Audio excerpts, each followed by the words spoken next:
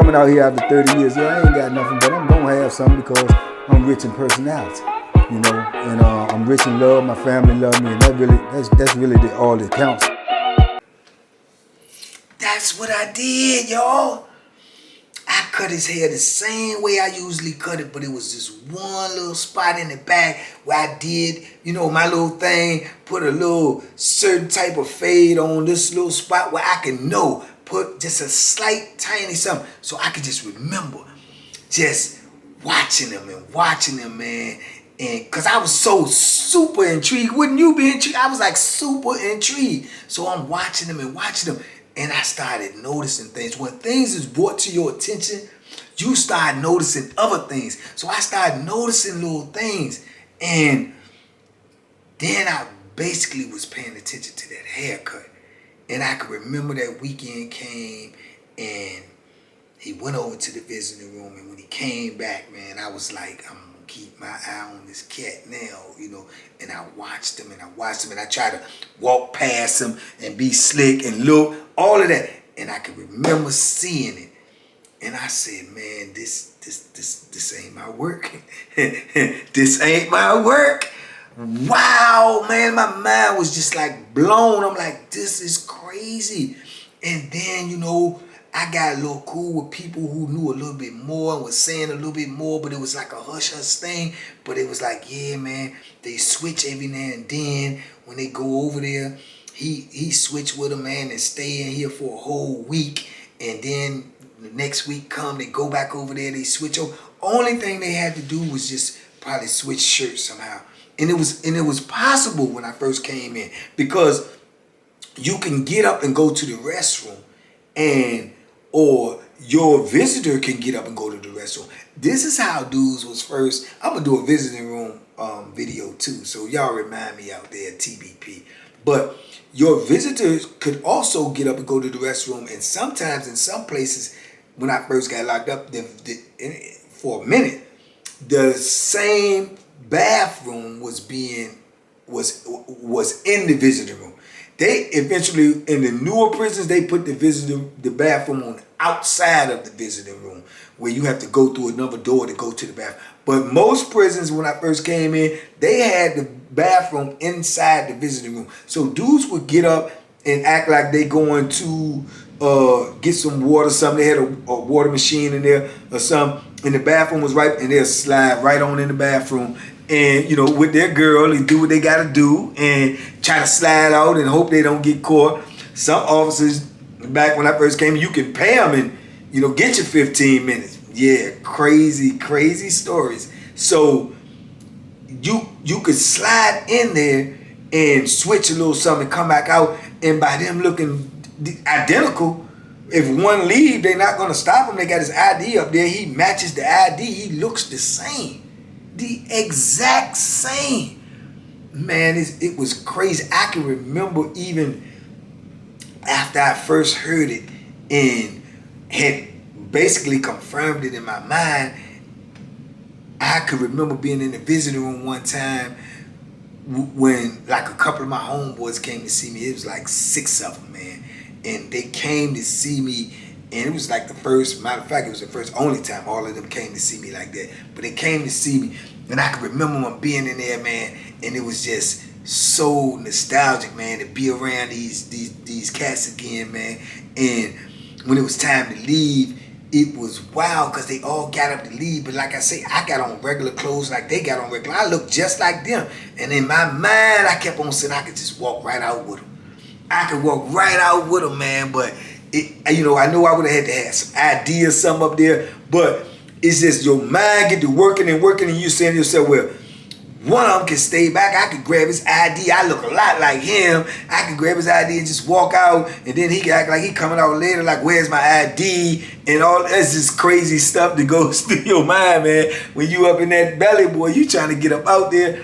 It's just, I could just remember being overwhelmed with the idea that I could just possibly walk out of there. But it wasn't really realistic. But it felt good to just imagine being able to walk out there again, man. I had dreams about it and all types of fantasies in my head, but I could just remember, man, I just was so fascinated and obsessed with the twins now that I like looked at them every chance I get. I'm staring at them because I'm like, who is this? Is this Terry or is this Gary? You know what I'm saying? And I could see it from there. I started watching them. I could see it because when it was Terry in there, he stayed around the cell partner more often because the cell partner had to navigate his way through prison throughout the week. You supposed to be here. Maybe you had a class here, or this is who you usually talk to, or this guy right here name is Joe Blow. This dude name is such and such. This is Banky. This is the dude who cut your hair. He had to know all of these things because he's not in prison. He's not in prison. He's doing time for his brother. Man, this is like the greatest. Made you wish you had a twin. I know it made me wish I had a twin, but then it opens the question with my twin would have did it for me. You know, I got a brother. I ain't gonna say I love my brother. I think he loved me to death, but I don't know if he would have came up in here for me, man. I just don't know if he'd have did that. But a twin, man, I just thought that was just amazing, man. That's some stuff that they could make a movie about. But they was going on and on and on like that, man, far as I can remember. And I can remember that it came a time when they said that Terry came in for Gary, and Gary went out there and was having issues with his girl, and he did not come back the week in when he was supposed to come back. In fact, he stayed gone for like a month. And I can remember seeing, which I thought was Gary, which was Terry, on the phone every day, and you could read body language and how he's talking and barking and he's mad, and you know, and all the time everybody's saying, yeah, you know, dude, you know, that's Terry, man. You know, Gary's still out there. He ain't come back. He out there doing this, doing that, and left him in here. And it's just like crazy, man. It's crazy. But I know they talking on the phone. They can't be talking like that. So they probably using code, but they saying this, that, and the third. But it just was a wild situation. I can remember that. I can see it in my mind's eye. Me watching it unfold, because I'm watching it like a movie. You know, and I'm watching it unfold, and I'm like, this is crazy. And then then it sends you into thinking, like, why would he do that? He doing you a favor. Why is you? Are you crazy? Are you gonna stop this? You gonna make him don't? You know? And that's exactly what's supposed to happen. When he did come back, I mean, they went in there, they switched out, and man, the next thing you know, man, Gary ain't get no visit, man, for like months, man. He ain't get no visits for like months. When he did get a visit, it was his mother or it was his girl, but they said his brother wasn't coming back up there. He was mad. He carried him. I'm doing time for you, and this is what you do. I don't care what you got going on out here with your girl, whoever, man. You don't leave me up in here, man. Are you crazy? And I can understand that 100%, you know, 100%. So it was crazy, man. But I just remember watching that unfold, and I remember running into, we eventually got separated, you know, within a year or something, a year and a half. And I can remember running into him later, you know, a couple of years later on another institution, man. And I was bold enough then, man, to just ask him straight up, man. I was like, yo, man, I seen him actually coming out of the visiting room. And I was like, yo, man, what's up? You remember me? I just cut your hair. He was like, yeah, woo, woo. He was like, man, what you doing? How you doing? I'm like, I'm all right, I'm good. So I was like, hey, yo, man, let me ask you something. You know what I want to ask you. Everybody probably asked, you know what I want to ask you. He was like, what? And he had that little smile, that little smirk. He was like, what? I said, man, was that Joan Chew about you and your brother, man? He's like, what? I said, come on, man, you know what I'm talking about. He was like, I don't know. That's just rumors, man. You know how people be spreading the rumors. And I look at him, I'm like, oh, yeah. I swear, it was a hell of a rumor. I can tell you that. It was a hell of a rumor. He started laughing, and we dapped it up, and he went on about his way. I ain't never run into him no more, man. But I just think that was just amazing, man. And for the brother to do that, man, I salute him, man. Anybody who would volunteer to come up in here, because I know people with the opposite. I know one dude, I might end up telling a story about him too. Little dude, good dude, one of the better dudes I met doing this bit, man, as far as like kindness in his character, man. He was a real humble dude. And he actually was doing time for his brother. His brother had caught a body, a murder, and his brother was younger than him, and they looked a lot alike. His brother was like 3 years younger than him. He didn't want his brother to mess his life up. He had been in trouble prior. He took that case for his brother, man, and he ended up getting a life sentence. And he ended up doing almost 30 years, man. And his brother did not keep it real with him while he was doing time for him. Crazy story. But so to have a brother to love you enough to do that for you, that's amazing, man. That's just an amazing situation. And I can just remember being around that, man. That was crazy. But like I said, it was many twins, man, that I ran into doing this bit. And that was just one. That was the one that stood out in my mind the most. In fact, then you got this other set of twins that I think has just as of an amazing story that I met too. Twin and twin.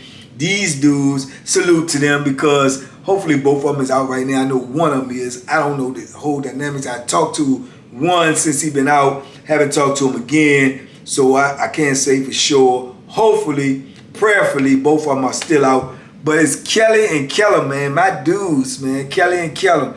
And I can remember meeting Kelly. Kelly slept right beside me, man. Time frame was Sussex 2. So we're talking about early 2000s, between 2002 and 2005 maybe, up in there. Good dude, man. Real good dude, man. Me and him got along real well. Slept right beside me. Real cool cat.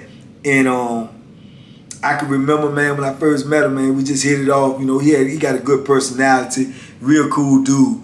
And we used to chop it up a little bit. We used to gamble back then. I was shooting dice, you know, shaking them bones. So he used to shoot dice, and we used to gamble against each other, talk a little trash, whatnot, even get on the basketball court, talk trash on the basketball court. But it was always, you know, in fun.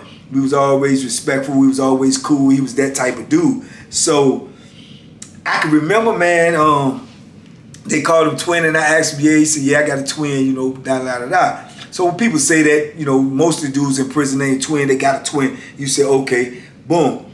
I can remember being in the visiting room with him for the first time. And by now, you know, they've changed the rules. Everybody say they changed the rules for Gary and Terry, where we could no longer wear our own everything over there. You had stuff that you could order, like certain jeans and certain type of shirts, and that was it. And that was the only thing you was allowed to wear over there. Eventually, they moved from that to you actually wearing a uniform over there. But that was the only thing that you could wear, and a certain type of shoes and boots. So they knew what to look for when people left up out of that visiting room. They had to have the same things on, and it made it, you know, even more harder to maneuver the Gary and Terry maneuver. So they changed all of that, and they put them cameras in there. And, you know, remember what I told you, but them cameras weren't in prison at first when I first came in there like that. But all of that changed the possibility of a Gary and Terry happening again. So I can remember being in there, and I looked over at the machine, and I saw twin in street clothes going to the machine. And the first thing that popped up in my mind was, this fool trying to escape. I'm like, he trying to escape. I mean, it had not even dawned on me about no twin. I'm just looking and I'm seeing him because I know him and I know what he looked like. Talk to him every day. I'm like, this fool got on real clothes, and he had the machine. I say, what in the heck? And sure enough, I watch him, and he goes right over to the seat, and I lean over, and he's going to twin. This is his identical twin brother. He's on the street. That's Keller, and this is Kelly. And I had never seen him before. And I'm talking about they so much of like in twins, it's just crazy. I'm talking about like you know, I don't know if y'all know them keloids, like you got keloids, some people got like keloids, it's like a cut that don't heal well, it swell up. They got keloids almost in the same place. This is how much they look alike, so it's just crazy. So it's mind-boggling when I see them.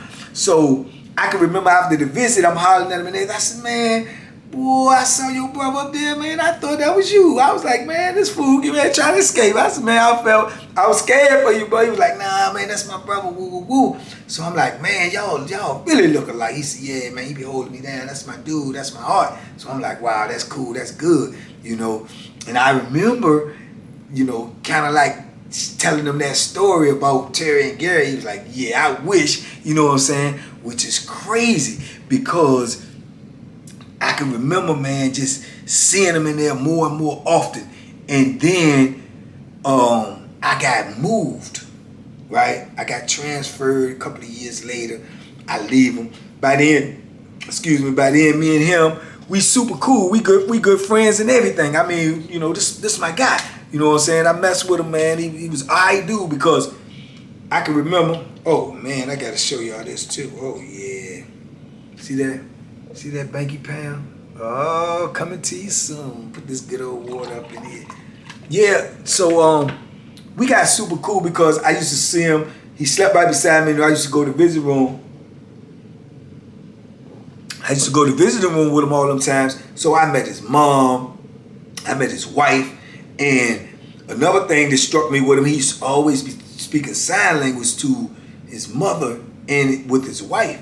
And I didn't understand, you know, that, right? And then later on, he told me that his mom was hearing impaired as well as his wife. And I thought that was just amazing, man. He knew sign language he learned it growing up for his mother. And then he ended up meeting his future wife, who also was hearing impaired. So he already knew the language. I just thought that was amazing in itself. And that's how he used to talk to him and kick it with him and everything in the visiting room, which I just thought was incredible, you know. And then it just made me wonder, how do you talk to someone on the phone that's hearing impaired, you know? And I can remember him trying to explain it to me, but I can't remember for sure. So I don't want to put that information out there and be incorrect, but I just remember them. I knew his wife, I knew his mother, and like I say, I knew his brother from that visiting room, from coming to see him, which was super cool. And then when I left him, like I say, we left on good terms, we left as friends. I can remember it probably was maybe 4 or 5 years later. I can remember the new institution that I was on. I'm on Greensville, and I can remember walking out on the yard. And when I walked out on the yard, you know, you always got your head on the swivel. I'm looking around, and I see Twin, and I'm like, oh, you know, Twin. So Twin. So I started walking up. He turned around and everything. He started walking to me. I walk up to him. I'm like, what's up, my dude? And I dap him up and everything. He look at me and everything. I look at him. I'm like, what's up? He was like, man, what's up? What's up? I know you, ass. What? You know me? So it's Spanky, man. He was like, oh, no. I'm Keller. I'm like, what? He said, yeah, I'm Keller, man. You remember I met you in the visiting room. Twin's brother had actually got locked up too, and now I'm around Twin's brother, the other one. I'm like, man, you just can't make this up.